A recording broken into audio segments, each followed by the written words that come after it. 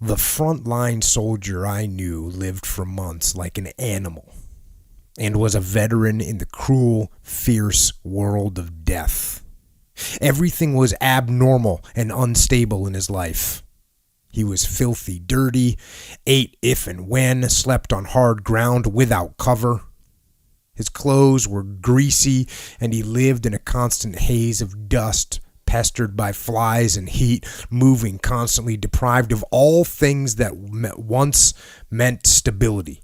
Things such as walls, chairs, floors, windows, faucets, shelves, Coca-Cola, and the little matter of knowing that he would go to bed at night in the same place he had left in the morning. The frontline soldier has to harden his inside as well as his outside, or he would crack under the strain.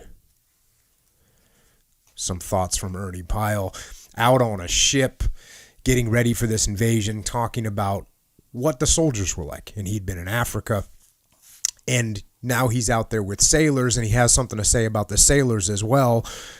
Of course, when sailors die, death for them is just as horrible. And sometimes they die in greater masses than soldiers. But until the enemy comes over the horizon, a sailor doesn't have to fight. A frontline soldier has to fight everything all the time. It makes a difference in a man's character. And Ernie Pyle goes on to talk about what he thinks of the frontline soldier. Everyone by now knows how I feel about the infantry. I'm a rabid one-man movement bent on tracking down and stamping out everybody else in the world who doesn't fully appreciate the common frontline soldier. And if I haven't made myself perfectly clear in everything I say and everything I do, that's the same exact feeling that I have about the infantry. Respect and admiration. And now he's talking about what it was like, what's going through their minds as they're going to partake in this invasion. And you got to remember, he's going on an invasion too. When these things are happening, this is a war correspondent. This isn't somebody that's reporting from some safe position, and you're going to see plenty of that here. He's going in.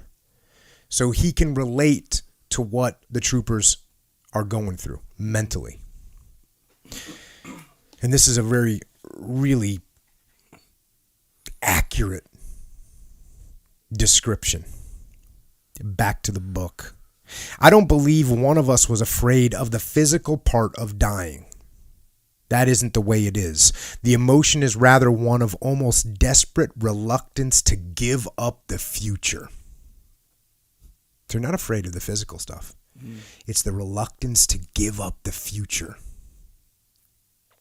I suppose that's splitting hairs, and that it really all comes under the heading of fear.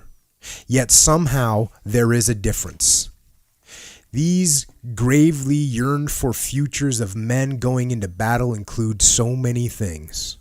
Things such as seeing the old lady again, of going to college, of staying in the Navy for a career, of holding on to your knee just once your own kid whom you've never seen, of again becoming champion salesman of your territory, or driving a coal truck around streets of Kansas City once more, and yes, even just sitting in the sun once more on the south side of a house in New Mexico.